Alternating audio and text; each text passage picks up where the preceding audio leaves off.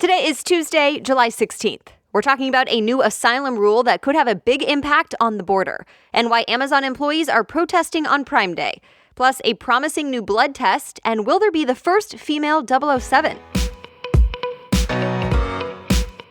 Welcome to The Newsworthy. All the day's news in less than 10 minutes. Fast, fair, fun, and on the go. I'm Erica Mandy. Thanks so much for being here. You ready? Let's do this.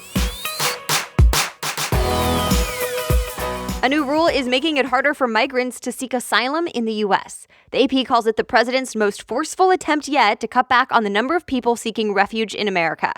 NBC News says the rule is expected to start today, and it will mostly affect people coming from Central America. From now on, migrants who pass through another country on their way to the U.S. border would need to try to seek asylum in that country first. If they don't, they will not be eligible for protection in the U.S. For example, migrants who come from places like Honduras or Guatemala would not be able to seek asylum in the U.S. if they did not first try to do so in Mexico.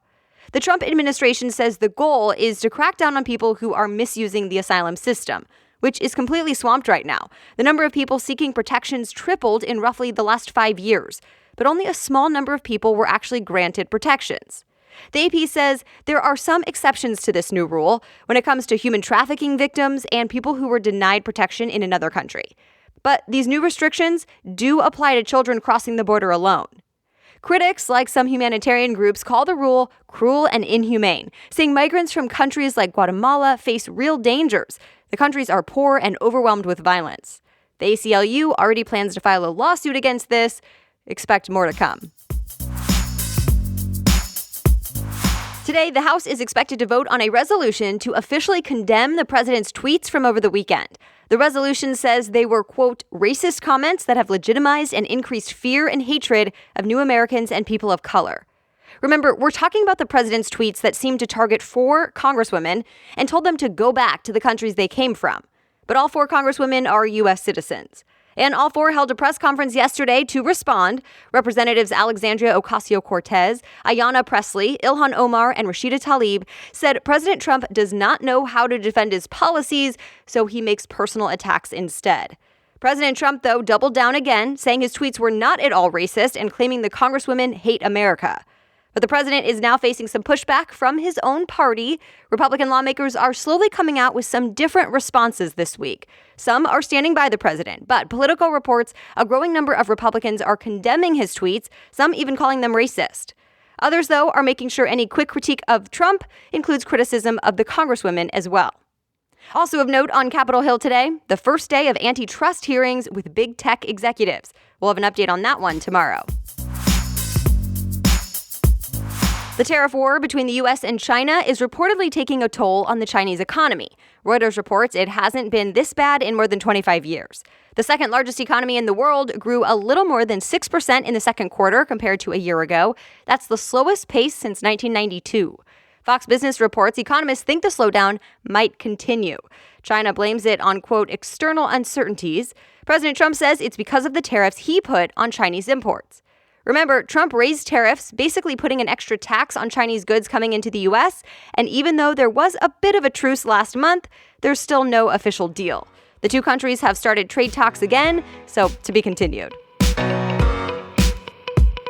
It's the second and final day of Amazon's Prime Day with big deals and discounts, but some Amazon workers around the world are protesting. Business Insider reports people in 5 countries protested yesterday to fight for better pay and working conditions, and many plan to continue protesting today. Amazon's Prime Day started Monday, and for the first time, it's running 48 hours. By doing this, some employees say the company is testing its physical limits, and Amazon needs to hire more people. One union group said 2,000 workers were on strike in Germany, and workers in the UK, Spain, and Poland are also set to protest. TechCrunch reports the biggest protest, though, is happening in the U.S., in Minnesota. Amazon workers are protesting working conditions, pay, and benefits, and what they say is a lack of career advancement opportunities. Amazon's response? That the company's outside critics, like union groups, try to use Prime Day to promote their own causes, and that some protesters aren't really employees. Amazon also points to what it calls industry-leading pay with a $15 minimum wage. One of the greatest boxers in history, Pernell Whitaker, also known as Sweet Pea, has died. ESPN reports he was hit by a car over the weekend. Whitaker is in the International Boxing Hall of Fame. He won world titles in 4 weight classes, and he's an Olympic gold medalist. He was 55. Also in sports, NBA star Ben Simmons just agreed to a big contract. The NBA says the Philadelphia 76ers and Simmons have agreed to a $170 million 5-year contract extension, although it does still need to be finalized. It's apparently part of the team's plan to reach its first NBA championship since 1983. All right, we have a quick break to thank today's sponsor, Zola, the easiest wedding registry, and so much more. Zola offers all the tools you need for planning your wedding all in one place, making the process easy, efficient, and saving you so much time. I wish I knew about Zola when I got married. It would have kept me organized and less stressed. And I would have loved to have some more interesting things on my wedding registry at all different price points. With Zola, you can create funds for anything you want, from your honeymoon to your future home. Plus, you can register for gift cards to your favorite brands and, of course, get all of the typical things on wedding registries as well. So have your dream Airbnb getaway next to some high-quality kitchenware. And you can put that registry right on your free wedding website with Zola, which takes just minutes to set up. So join 500,000 couples who have used Zola and get started with your free wedding website. And the Newsworthy listeners can get $50 off your registry on Zola. Just go to zola.com/newsworthy. That's zola.com/newsworthy, spelled ZOLA, zola.com/newsworthy. All right, now back to the news. It's been a goal for a long time, a blood test to screen for Alzheimer's and other forms of dementia. And now scientists say they're on their way to making it a reality. The AP reports researchers used a blood test to detect if someone had Alzheimer's, and it was right nearly 90% of the time. That's a pretty big deal. Doctors want a test they can do during routine exams to find out who needs more extensive testing. Because right now, doctors typically use brain scans and spinal fluid tests, but those aren't practical for regular checkups, and they're pretty expensive. It may be a while before doctors use the test during routine visits, but the results are said to be promising. Even though there is no cure for Alzheimer's, experts say the blood test would at least let patients know what's going on, get treatment to ease the symptoms sooner, and it could get the right people into the right studies. Waze just made it easier for drivers to figure out how much money they'll need for tolls with a brand new feature. The Verge reports the navigation app has always known where toll roads are, but now it will list every toll's actual price and a free option. The idea is to give drivers the option to avoid the tolls altogether or give them a chance to find out how much the trip will cost. But the Google-owned company is not tracking the cost itself. It does need other drivers to report prices in the app. Either way, Business Insider says this has been one of the most requested tools for a while now, and it is finally here. The update is available on both iOS and Android phones now. Expect to see some changes on Twitter's website. Engadget says it will be faster, easier to use, and more customizable. Twitter says the goal of the update is to make the site look and feel more like the mobile app. That's why all of the key features, including notifications, direct messages, and Explore, are on a large sidebar.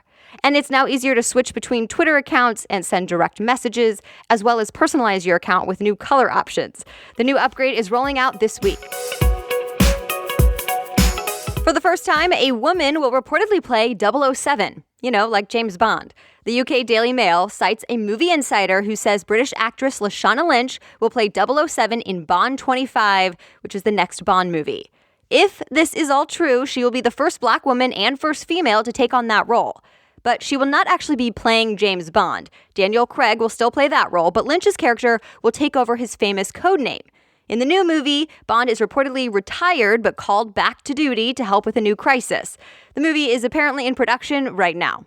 Also in entertainment news, Emmy nominations will be revealed this morning. Stay tuned for updates. All right, that's it for today. You are ready to go. Thank you so much for listening. And remember, you can always read more about any of the news stories we talked about. Just look for the links and sources in today's episode description in your podcast app, or click episodes on thenewsworthy.com. The Newsworthy is ready for you to listen every weekday by 4 in the morning. I'll be back with more news tomorrow. Have a great day.